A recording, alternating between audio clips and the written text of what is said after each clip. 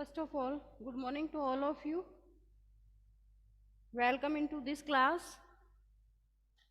In our first book, students, which title is First Flight, we have completed 4 chapters sequence wise. And we have completed 2 poems, Dust of Snow, and second poem is Fire and Ice. And today we are going to be started poem number 3rd, and the title is A Tiger in the Zoo. And the poet is Leslie Norris. Okay, so then now, जैसा कि we are going to be started, जैसा कि title से आपको show हो रहा है, poem है 3rd एंड टाइटल है ए टाइगर इन द जू। जू में जो टाइगर होता है वो कैसा, मतलब उसमें, और जो बाहर जैसे फॉरेस्ट है उसमें घूमता हुआ वॉन्डरिंग करता हुआ हमें दिखाई दे, तो वो टाइगर, उन दोनों में क्या डिफरेंस होता है, हम कैसे पहचान करें। हम पोइट हमें ये बताना चाहता है कि हम कैसे पहचान करें कि मतलब जो फॉरेस्ट में रहता है उस टाइगर में और जो जू के अंदर टाइगर रहता है उस टाइगर में क्या डिफरेंस होता है, हम कैसे आइडेंटिफाई करें कि ये जंगल में रहने वाला या फॉरेस्ट में रहने वाला टाइगर है और ये मतलब वाइल्ड पेट एनिमल्स है या फिर फॉरेस्ट में घूमने वाला है। इसको हम कैसे आइडेंटिफाई करें, उसको ध्यान में रखते हुए ये जो थीम है मेन वो यही है कि हम पोइट की जो थीम है कि हम कैसे आइडेंटिफाई करें कि ये टाइगर जो है ये फॉरेस्ट या वुड्स में रहता है, जंगलों में रहता है या फिर फॉरेस्ट के अंदर हैबिटेंट है, रहता है वहाँ पर।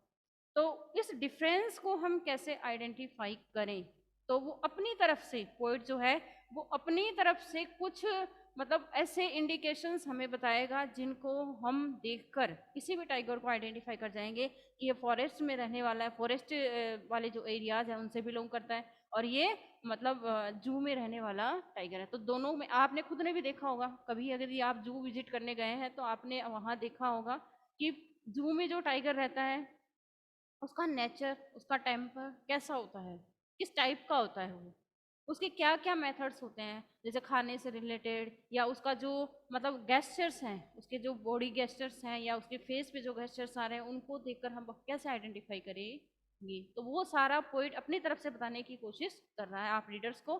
तो let us start the poem A tiger in the जू। जू के अंदर एक टाइगर।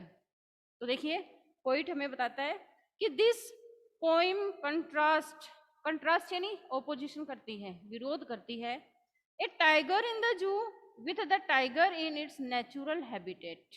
हैबिटेट यानी रहने वाला, निवासी जो है, यानी एक नेचुरल तरीके से, नेचुरल वो कहाँ रहता है, फॉरेस्ट में, वुड्स में या कहीं भी, मतलब जहाँ उसे नेचुरल इन हैबिटेंट यानी हैबिटेट यानी जहाँ वो अपनी मर्जी से रहता है। जैसे कई बार देखते हैं ना कि इस एरिया में, इस सिटी में क्या हुआ या इस विलेज में क्या हुआ, टाइगर आ गया, लियोपार्ड आ गया और उसकी वजह से क्या हुआ, बहुत ज़्यादा मतलब जो वहाँ का मतलब कॉमोशन हो गया बहुत ज़्यादा, या किसी को किल कर दिया या फिर किसी को मतलब उसने नुकसान पहुँचाया, रुइंड कर दिया किसी चीज़ को, या किसी को डैमेज कर दिया या किसी को हर्ट कर दिया, ये सारी चीज़ें तो जो है, या फिर कई बार आता है कि वो चुपचाप निकल जाता है, तो वो मतलब उस नेचुरल हैबिटेट जो टाइगर्स हैं वो और जो जू में टाइगर्स रहते हैं उन दोनों के बीच जो है, उन दोनों प्लेसेस के बीच, उन दोनों टाइप के टाइगर्स के बीच जो ये जो पोइम है वो एक कॉन्ट्रास्ट क्रिएट करती है, यानी डिफरेंस बताती है हमें। The poem moves from the zoo to the jungle. ये जो पोइम है जो कि पोइट ने बताई है, नॉरिस ने हमें, ये पोइम जो है जू से हमें, एक चिड़ियाघर से हमें जंगल की तरफ ले जाती है, एक फॉरेस्ट की तरफ ले जाती है, and back again to the forest, और वापस टू द जू, यानी वापस कहाँ जाती है, जंगल से या फॉरेस्ट से वो कहाँ जाती है, हमें जू की तरफ ले आती है। Read the poem silently once. अब पोइट आपसे कहता है कि इस पोएम को चुपचाप एक बार पढ़ो and say which stanzas speak about the tiger in the zoo, और हमें ये बताओ कि कौन से स्टेंजाज ऐसे हैं जो कि एक जू के टाइगर से रिलेटेड हैं, and which ones speak about the tiger in the jungle. और कौन से ऐसे स्टेंजाज हैं, कौन कौन से स्टेंजाज है इसमें जो कि हमें जंगल में रहने वाले या फॉरेस्ट में रहने वाले या नेचुरल हैबिटेट जो टाइगर है उनके बारे में बताते हैं। तो आपको खुद को आइडेंटिफाई ये करना है। तो चलिए स्टार्ट करते हैं इसको। देखिए सबसे पहले मैं आपको जो पैराग्राफ वाइज हम इसको डिस्कस करेंगे और एक पैराग्राफ में जो मीनिंग्स होंगे वो मैं आपको क्लियर करूंगी। तो देखिए फर्स्ट पैराग्राफ है, he stalks in his vivid stripes the few steps of his cage one on pads of velvet quiet in his quiet rage. अब देखिए सबसे पहले हम इसके वर्ड मीनिंग्स देख लेते हैं इस पैराग्राफ के। तो देखिए यहाँ पे ये जो फर्स्ट पैराग्राफ में जो सेकंड वर्ड है स्टॉक्स, STALKS, इसका मतलब होता है कि जैसे कई बार होता है ना कि शान से चलना अपने से, तो इसका जो अदर सिनोनिम होगा वो होगा प्रोल्स, PROWLS, प्रोल्स यानी शान से चलना। ओके, तो इसका हो गया स्टॉक्स, STALKS, यानी ये क्या है, दोनों सिनोनिम है, तो आपको ये ध्यान रखना है। अब दूसरा है विविड। अब देखिए विविड मीन्स क्या होता है कि जैसे विविड का मतलब होता है कि बहुत विस्तृत, वाइड, लेकिन यहाँ इस पोएम के अकॉर्डिंग और पोइट ने इस वर्ड का जो मीनिंग रेफर किया है यहाँ इस पैराग्राफ में, तो उसका मतलब होगा very strong and very bright, strong and very bright, यहाँ पे मतलब होगा यानी चमकीला काफी। अब इसी तरीके से थर्ड जो है स्ट्राइप्स, STRIPES, तो इसमें मीनिंग होगा आपका कि जो सिनोनिम होगा वो होगा long and narrow lines of colour. जैसे आपने देखा होगा ना, कई बार किसी टाइगर को देखा होगा, वो जो उसकी बॉडी होती है उस पर देखिए लाइंस होती है लंबी लंबी, और वो कैसी होती हैं, छोटी होती हैं, नैरो होती हैं, और वो क्या होती हैं, डिफरेंट कलर्स की हो जाती हैं, जैसे ब्लैक हो गई, व्हाइट हो गई, ब्राउन हो गई, व्हाइट हो गई, इस तरीके से, या फिर ब्लैक या फिर ब्राउन आपको मिल जाती है। तो वो स्ट्राइप्स का मतलब होता है long and narrow lines of colour, different colours की लॉन्ग एंड नैरो लाइंस। अब विविड का हो गया strong and very bright strokes, strokes का मतलब होता है प्राउड, शान से चलना, जैसे घमंड के साथ, प्राउड के साथ, हॉटीनेस के साथ हम चलते रहते हैं, अपनी मस्ती में चलना। The few steps of his cage, cage इसका सबको पता ही है, स्टेप्स यानी कदम और केज यानी पिंजरा, ठीक है। On pads of velvet quite. अब देखिए मैंने आपको पहले भी क्लास में डिस्कस किया हुआ है, देखिए दो वर्ड मीनिंग मैंने आपको पहले कभी क्लास में बताए हैं, QUITE, एंड दूसरा मैंने आपको बताया था QUIET। दोनों में डिफरेंस बताया हुआ है मैंने आपको पहले कि काफी डिफरेंस है इन दोनों के बीच। क्या डिफरेंस है, जैसे इसका मतलब तो अगर हालांकि प्रोनाउंसिएशन सेम होता है लेकिन फिर भी क्या होता है, डिफरेंस होता है काफी। तो देखिए इसमें जब इसका आपको ध्यान रखना है, आई तक दोनों सेम है, लेकिन आई के आगे देखिए टी भी आएगा, ई और टी, ये देखिए इस तरीके से, इसको ध्यान रखें थोड़ा। तो यहाँ पे इसका मतलब हो जाता है कंप्लीटली, कंप्लीटली, एंड इसका जो सिनोनिम होगा जैसे कहते हैं ना क्वाइटली, सॉरी एंटायरली भी कह सकते हैं, ENTIRELY, पूरी तरीके से, ठीक है। लेकिन जब यहाँ ई पहले आ जाए फिर टी आ जाए तो इसका मतलब होगा साइलेंस, साइलेंस, ठीक है। तो ध्यान रखें कीप क्वाइट के लिए हम इस वाले वर्ड का यूज करते हैं, ना कि इसका, ठीक है। इसका यूज किसके लिए करेंगे, वैसे कंप्लीटली के सेंस में हम इसका I have done my homework quite, या कंप्लीटली, पूरी तरीके से मैंने अपना होमवर्क कर चुका हूँ या कर लिया है मैंने, तो इसमें इस वाले का यूज करेंगे।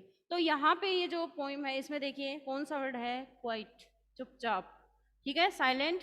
और वेलवेट सबको पता ही है, मखमल। और पैड्स, पैड्स का मतलब होता है जो लॉइन होता है उसके जो पास जो होते हैं, PAWS, पास यानी पंजे जो होते हैं, उसमें उसके जो पैर्स होते हैं, पैर होते हैं, लेग्स जो होते हैं, या उसके पास जो होते हैं, पंजे जो होते हैं, उसमें नीचे का जो पार्ट होता है, यानी कुछ मतलब इसको कह सकते हैं तलवा, जैसे नीचे का तलवा नहीं होता क्या पैरों का, जैसे हमारे भी तलवे हैं जिनसे कि हम चलते हैं, तो वैसे ही पैड्स यानी यहाँ हो गया तलवा, किसका, टाइगर का। तो in his quiet rage, rage का मतलब होता है जैसे एंग्री होना, वेरी एंगर यानी बहुत ज़्यादा गुस्सा जिसे आ जाए, उसको कहते हैं इरिटेटेड एक तरीके से, या ग्रेट एंगर इस तरीके से। तो इस लाइन में मतलब होगा, देखिए, he stalks in his vivid stripes, वह। अब यहाँ पे ही किसके लिए रेफर हुआ है? टाइगर के लिए रेफर हुआ है। हो सकता है कि वो जू में रहने वाला हो या फिर फॉरेस्ट में रहने वाला, ये तो आपको आइडेंटिफाई करना है। तो वो कहता है he stalks in his vivid stripes, वह शान से चलता है। इन हिज विविड स्ट्राइप्स यानी अपनी स्ट्रॉन्ग यानी चमकीली, जो ये जो रंगीन जो धारियां हैं या फिर कलर्स जो हैं, अभी मैंने बताया था long and narrow lines of colours के साथ स्ट्रॉन्ग एंड वेरी ब्राइटनेस के में, और वो बड़े शान से प्रोल्स करता है, चलता है, शान से चलता है tiger. The few steps of his cage, यानी अपने अपना जो पिंजरा है, केज जो है, उसमें कुछ कदम, कुछ स्टेप्स वो चलता है।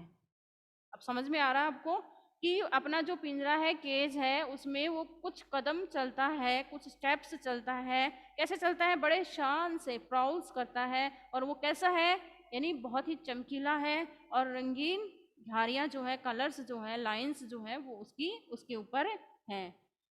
On pads of velvet quite, और उसके जो तलवे हैं वो क्या है? वेलवेट क्वाइट यानी मखमल। वेलवेट यानी मखमल जो होता है, आपने देखा होगा कभी तो, या घर में होगा सबके। तो मखमल जो है मतलब उसके ऊपर, यानी ऐसे चलता है इस तरीके से जैसे कि वो वेलवेट के उस मतलब कारपेट पे चल रहा हो, और वो बड़े शान से, और अपने तलवों उसके जो तलवे जो हैं, पैड्स जो है उसके, उसका कंपैरिजन वेलवेट से किया गया है कि वेलवेट यानी जो केज जो है, और उसके अंदर का जो सरफेस है या उसका कोर्टयार्ड है, यार्ड है, उस पर वो कैसे चलता है? इस तरीके से अपने तलवों से चलता है। और वो तलवे कैसे हैं? वेलवेट की तरह, मखमल की तरह लग रहे हैं। In his quiet rage, in his quiet rage, quite यानी बिल्कुल, अभी मैंने बताया था आपको, बिल्कुल चुप रह के, चुपचाप, साइलेंस में, और बहुत ज्यादा गुस्से के साथ।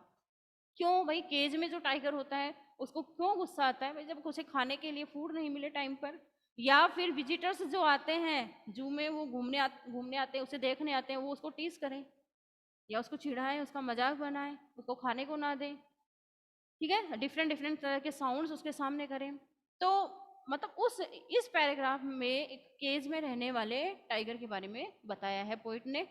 अब इसी तरीके से सेकंड में वो बताता है कि he should be lurking in shadow, sliding through long grass near the water hole where plumps deer pass. अब देखिए आगे की लाइन में, देखिए वो कहता है पैराग्राफ में सेकंड में, ही किसके लिए रेफर हुआ है? It may be a forest tiger, it may be a zoo tiger. He should be lurking. अब देखिए वर्ड मीनिंग देखिए, लर्किंग, लर्किंग का मतलब होता है लर्किंग इन शेडो, ठीक है। तो इसका मतलब शेडो यानी तो सबको पता ही है, जैसे अपना जो रिफ्लेक्शन होता है, यानी अपनी जो छाया होती है, अपना जो प्रतिबिंब होता है, रिफ्लेक्शन होता है, छाया होती है, उसको शेडो कहते हैं हम। अब लर्किंग का मतलब होता है waiting quietly and secretly before attacking, यानी किसी पर अटैक करने से पहले, यानी चुपचाप और बिल्कुल से सीक्रेट के साथ हम इंतजार करते रहते हैं, वेट करते रहते हैं, उस चीज को कहते हैं लर्किंग। तो यहाँ पे होगा, लर्किंग का लिख लो आप चाहे, कि waiting quietly and secretly, SECRETLY before attacking, किसी पर अटैक करने से पहले जब हम चुपचाप और सीक्रेट के साथ छिपे रहते हैं और इंतजार करते रहते हैं अच्छे मौके का, कि कब मौका मिले और कब मैं अटैक कर दूं, ठीक है। और शेडो का मैंने बता ही दिया आपको। अब है स्लाइडिंग। स्लाइडिंग का मतलब होता है स्लाइड करना। जैसे आप कभी किसी पार्क में गए होंगे या कहीं आप घूमने गए हैं टूर पे, पिकनिक पे, तो आपने देखा होगा, स्लाइडिंग किया होगा। एक तरीके से स्विंग्स होते हैं, ये झूले टाइप में ही होता है। तो स्लाइडिंग का मतलब होता है मूविंग क्वाइटली, यानी धीरे धीरे मूव करना, फिसलना, ठीक है। Through the long grass, long grass सबको पता है, लंबी लंबी grass, and near the water pole. अब वाटर का पोल का मतलब होता है जैसे पोन्ड्स हैं, लेक्स हैं, स्ट्रीम्स हैं, फाउंटेन्स हैं, उसी तरीके से ये मतलब एक मतलब कह सकते हैं जिन्हें कहते हैं जलाशय, जहाँ पे जल भरा रहता है, वाटर भरा रहता है, यानी वाटर हॉल, यानी जहाँ पर जैसे देखा होगा आपने, कहीं आप कभी घूमने गए हैं, पिकनिक पे गए हैं, तो आपने देखा होगा जैसे छोटे छोटे जैसे मान लो आप कहीं भी गए हो घूमने तो आपने तो वहाँ देखा होगा कि जहाँ हम मतलब बाथिंग करते हैं या जहाँ हम स्विम करते हैं या जहाँ हम एंजॉय कर रहे हैं अपने आप को, तो वहाँ पे एक होल सा बना होता है। और उस होल, जैसे स्विमिंग पूल ही मान लो, उसमें पानी कहाँ से आता है? कहीं ना कहीं तो उसमें होल होता है, वाटर होल्स बीच की तरफ, या उसकी या तो मिडल में होता है, या उसकी जो वॉल्स होती हैं उस साइड में होल्स होते हैं, तो वहां से वाटर जो है वो कंटिन्यू फ्लो होता रहता है। तो उसी को कहते हैं water hole where plump deer pass. Deer का मतलब सबको पता है हिरन, जो कि फॉरेस्ट में मिलते हैं। और प्लम्प, प्लम्प का मतलब होता है कि जैसे होता है ना प्लम्प, प्लम्प का मतलब होता है जैसे गोल मटोल हट्टा कट्टा, ब्रूशर कह सकते हैं, ठीक है, ब्रूशर कह सकते हैं, हट्टा कट्टा गोल मटोल। तो देखिए यहाँ के पैराग्राफ, इस पैराग्राफ में पोइट हमें बताना चाहता है, नॉरिश जो है वो, कि he should be lurking in shadow, यानी रिफ्लेक्शन में, छाया में छिपकर या शेडो में छिपकर वो वेट कर रहा होता है कि किसके लिए? अटैक करने से पहले। कौन? वो tiger. Sliding through the long grass, और लंबी लंबी जो ग्रास है उसके बीच से वो क्या करता है? चुपचाप मूविंग कर रहा हो रहा है। यानी लंबी जो ग्रास है, लॉन्ग ग्रास है, उनमें वो क्या है? मूविंग क्वाइटली, चुपचाप फिसल रहा है, या उनकी एक्टिविटीज जो हैं उनको देख रहा है। किसकी? वो डियर्स। अभी आएगा लाइन में, देखो आगे की में, near the water hole, water hole जो है उनके पास वो छिपा हुआ है, शेडो में, छाया में, किसी रिफ्लेक्शन में, और वेट कर रहा है कि कब मुझे अच्छा मौका मिले और कब मैं अटैक कर दूं। वेयर प्लम्प डियर पास, जहाँ की गोल मटोल जो हिरन है, डियर है, वो क्या करते हैं? गुजरते रहते हैं, पास होते रहते हैं, मतलब आते जाते रहते हैं। उनके पास जो डियर है उनके पास क्या है? वाटर होल्स हैं। उन वाटर होल्स के पास डियर जो है वो अपने को, आपको क्विंच करने के लिए, अपनी जो थ्रस्ट है, प्यास है, उसको बुझाने के लिए वहां आए हुए हैं। तो वो जो टाइगर है वो क्या करता है कि छिपा हुआ है अटैक करने के लिए, और वेट कर रहा है कि कब मुझे मौका मिले, कब मैं इस पे झपट्टा मारूं, या मैं इसको मतलब दबोच लूं, ग्रिप कर लूं, अपनी जकड़ में पकड़ लूं, कट कर लूं, ये सारा ही चीजों के लिए। तो वो जंगल, वो सॉरी टाइगर कौन सा हो गया? फॉरेस्ट में रहने वाला। तो पोइट आप लोगों को बताना चाह रहा है कि ऐसा जब लगे, यानी एक जू में रहने वाला टाइगर और एक फॉरेस्ट में रहने वाला टाइगर, दोनों में डिफरेंस इन दोनों पैराग्राफ में उन्होंने बताए हैं। आगे के थर्ड पैराग्राफ में वो हमें कहता है, he should be snarling around houses at the jungle's edge bearing his white fangs, his claws, terrorizing the village। अब देखिए आगे की लाइन, थर्ड पैराग्राफ में वो कहता है पोइट हमसे कि ही, यानी कोई भी हो सकता है, यानी फॉरेस्ट में रहने वाला हो सकता है, जू में रहने वाला टाइगर हो सकता है। वो कहता है ही शुड बी स्नार्लिंग। अब स्नार्लिंग का मतलब होता है कि जैसे आपने देखा होगा कि टाइगर है, लियोपार्ड है, या कोई भी एनिमल है जो फॉरेस्ट में रहता है या कहीं भी रहता है, आपने कैट भी देखी होगी, डॉग भी देखा होगा, ठीक है, तो उनका जो साउंड होता है उसको हम कहते हैं स्नार्लिंग। अब लेकिन यहाँ पे जो है ये जो अलग अलग साउंड होते हैं, जैसे डॉग का बार्क होता है, ठीक है, और जो ये जो कुक्स होते हैं या जो हैंस होती है, हैन होती है, मुर्गियाँ होती हैं, इनका साउंड होता है क्विक क्विक, ठीक है, इस तरीके से डक्स जो होते हैं क्विक क्विक होता है, इस तरीके से, यानी सब कोई भी एनिमल हो, बर्ड हो, उसका जो साउंड है उससे रिलेटेड है ये वर्ड स्नार्लिंग। तो यहाँ पे स्नार्लिंग का मतलब होता है मेक एन एंग्री साउंड, गुस्से से, एंगर के साथ या इरिटेट होकर जब हम एक साउंड क्रिएट करते हैं तो उसको कहते हैं स्नार्लिंग।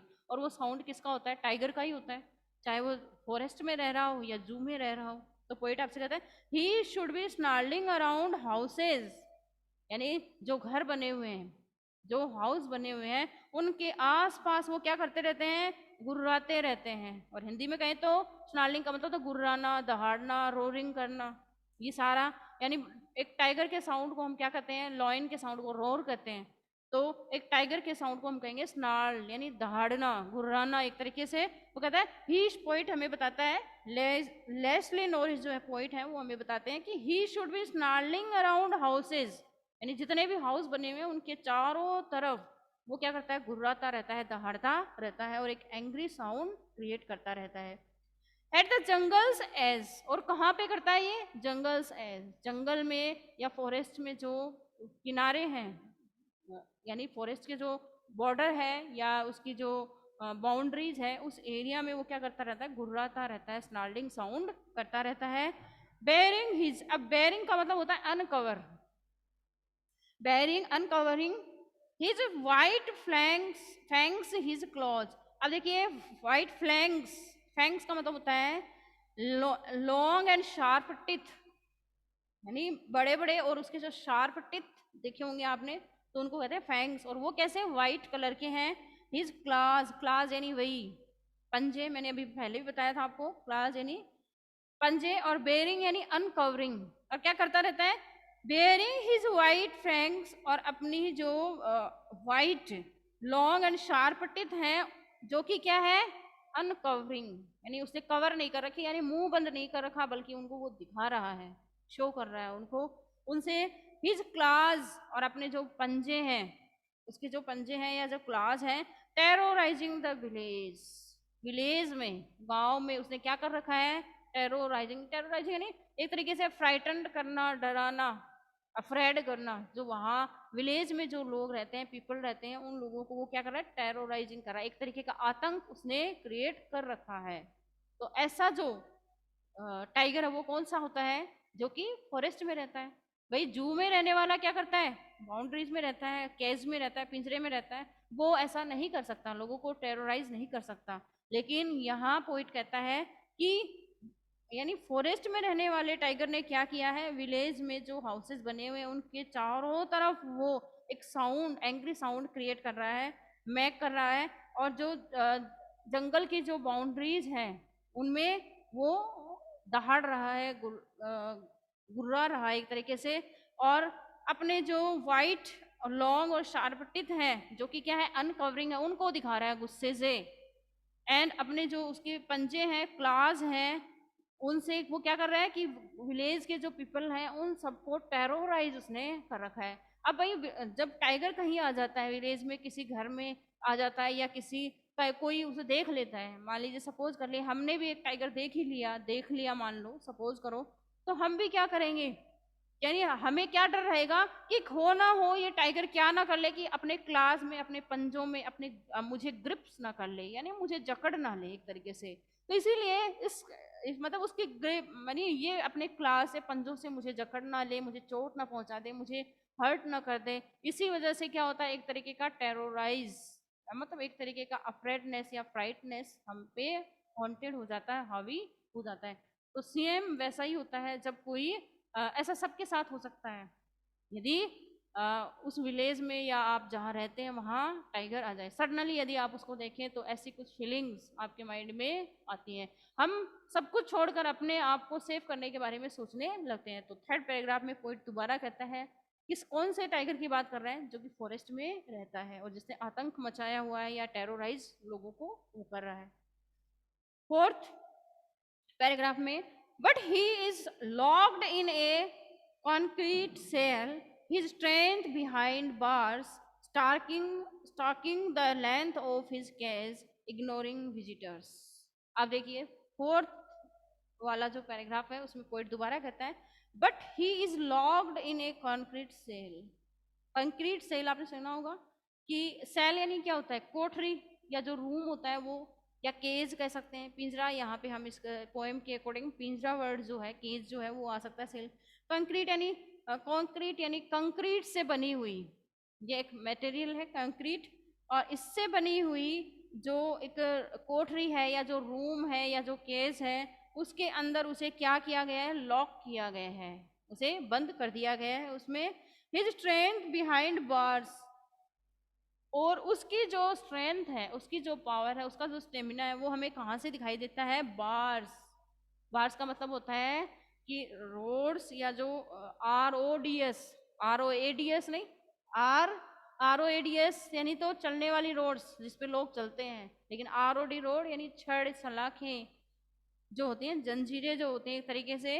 तो हम कह सकते हैं कि वह अपनी स्ट्रेंथ दिखाता है किसके पीछे से, सिर्फ जो रोड्स हैं, सलाखें हैं, छड़ जो है उनके पीछे से अपनी स्ट्रेंथ दिखा रहा है, और उसे लॉक किया गया है कंक्रीट से बने हुए कोठरी में या रूम में या केज में। Stroking the length of his cage, और वो स्ट्रोकिंग, स्ट्रोकिंग यानी अभी मैंने बताया था प्राउल्स, स्ट्रोक्स बताया था ना फर्स्ट पैराग्राफ में, STALKS, तो वहाँ स्ट्रोक से ही बना स्ट्रोकिंग। स्ट्रोकिंग यानी बड़े प्राउड के साथ वो प्राउल्स करता है, शान से चलता है, और अपनी केज की जो लेंथ है वहीं तक, उसी तक जितना बड़ा उसका केज है वहीं तक वो क्या करता है, प्राउल्स करता है, स्ट्रोकिंग करता रहता है। इग्नोरिंग विजिटर्स, वह विजिटर्स जो उस जू में उस टाइगर को देखने आए, विजिट करने आए, उनको इग्नोर करते हुए वो क्या करता है, अपने पिंजरे में मतलब जितनी उसकी मतलब लेंथ है उसमें वो शान से चलता रहता है। और सिर्फ वो अपनी जो स्ट्रेंथ है वो कहाँ से दिखाता है, उन सलाखों के पीछे से दिखाता रहता है। अब 5th नंबर के पैराग्राफ में पोइट दोबारा कहता है, he hears the last voice at night, the patrolling cars, and stares with his brilliant eyes at the brilliant stars। अब देखिए इस लाइन में जो है, इस पैराग्राफ में पोइट जो है लेस्ली नॉरिस वो हमें बताते हैं, he hears, वह सुनता है। अब देखिए he hears, यहाँ ही जो रेफर हुआ है वो एक फॉरेस्ट में रहने वाला टाइगर भी हो सकता है और जू में रहने वाला भी हो सकता है। वो कहता है he hears the last voice at night, यानी रात के समय उसकी जो लास्ट वॉइस है यानी वो सुनाई देती है। The patrolling cars, patrolling, patrolling का मतलब होता है जैसे पेट्रोलिंग कार्स यानी मॉनिटरिंग, मॉनिटरिंग, मॉनिटर, जैसे मॉनिटरिंग किससे बना है, मॉनिटर से। क्लास में क्या होता है, मॉनिटर हेड होता है क्लास का, तो वो क्या करता है, स्टूडेंट्स को अपने कंट्रोल में रखता है, ठीक है, यानी वो ध्यान करता है, एक तरीके से ध्यान रखता है क्लास का, गश्त करता रहता है। यानी मान लीजिए क्लास है, क्लास का मॉनिटर है और क्लास में 4 रोज या 3 रोज हैं स्टूडेंट्स की, तो वो क्या करता है, हर रो के बीच क्या करता रहता है, पेट्रोल करता रहता है, पेट्रोलिंग करता रहता है या मॉनिटरिंग करता रहता है। यानी हर लाइन के बीच में, रो के बीच में वो एक तरीके से मतलब चारों तरफ घूमता रहता है और ध्यान रखता है कि कौन सा बच्चा आवाज कर रहा है, कौन सा नहीं कर रहा। तो उसी सेंस में वो टाइगर है, वो उसकी लास्ट नाइट जो है उसकी लास्ट वॉइस सुनाई देती है और वो क्या करता है, पेट्रोलिंग कार्स, जो कार्स आती रहती हैं वहां उनको पेट्रोल करता रहता है, उनको देखता रहता है, गश्त करता रहता है। And stairs with his brilliant eyes, और ब्रिलियंट ये वही चमकीली, विविड, यानी जो चमकीली अपनी ब्रिलियंट जो आईज हैं उनसे स्टेयर्स यानी उनको घूरता रहता है, उनको स्टेयर करता रहता है, ग्लेज्ड करता रहता है, एक तरह की गेज्ड करता रहता है, ध्यान से उनको देखता रहता है उन कारों को। And the brilliant stars, brilliant यानी वही चमकीले स्टार्स के बीच वो मतलब ऐसा करता रहता है, वो टाइगर घूमता रहता है। तो वो टाइगर कौन सा है, जो कि he hears the last voice at night, रात के समय उसकी आवाज़ सुनाई देती है और वो चलती हुई जो कार्स हैं उनकी आवाज़ को सुनता रहता है।